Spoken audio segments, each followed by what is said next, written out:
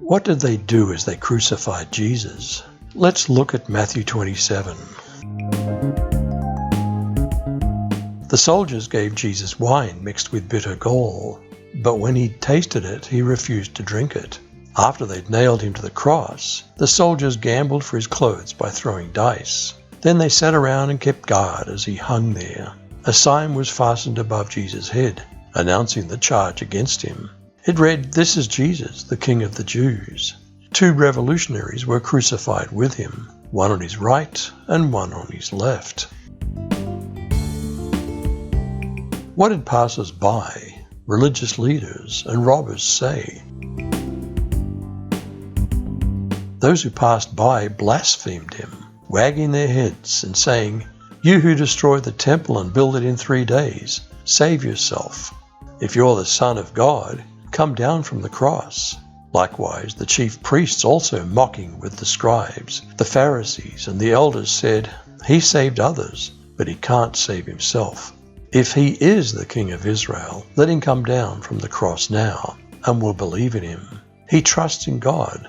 Let God deliver him now, if he wants him. For he said, 'I'm the Son of God.'" The robbers also, who were crucified with him, cast on him the same reproach.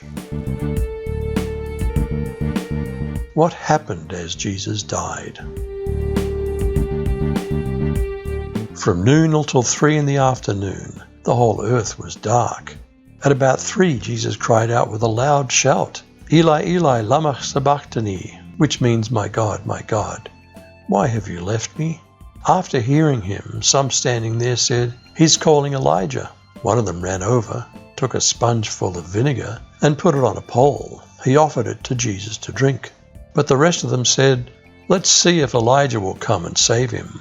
Again Jesus cried out with a loud shout. Then he died. What happened immediately after?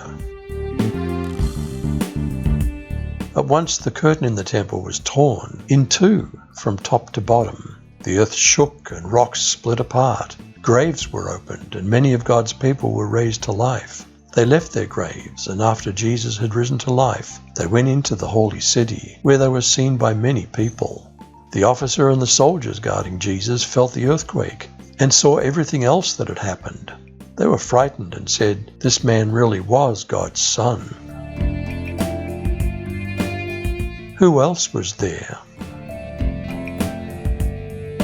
There were also many women there, looking on from a distance, who had followed Jesus from Galilee, ministering to him, among whom were Mary Magdalene, and Mary the mother of James, and Joseph, and the mother of the sons of Zebedee. How was Jesus buried?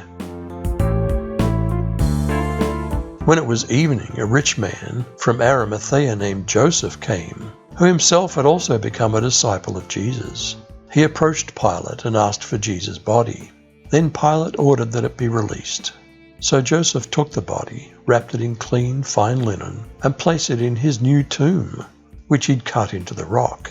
He left after rolling a great stone against the entrance to the tomb. Mary Magdalene and the other Mary were seated there, facing the tomb.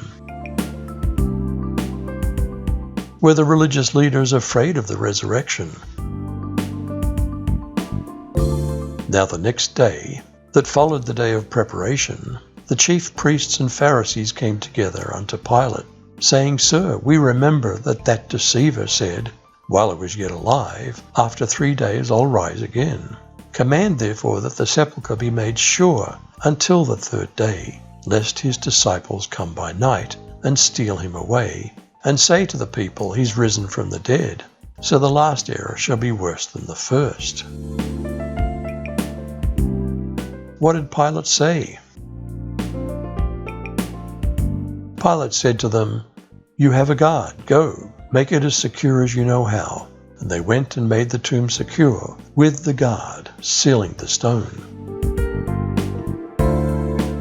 Do we now live new lives?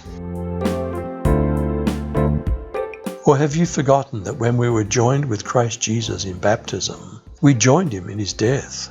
For we died and were buried with Christ by baptism. And just as Christ was raised from the dead by the glorious power of the Father, now we also may live new lives. Do we now have a living hope through the resurrection of Jesus Christ from the dead? You decide.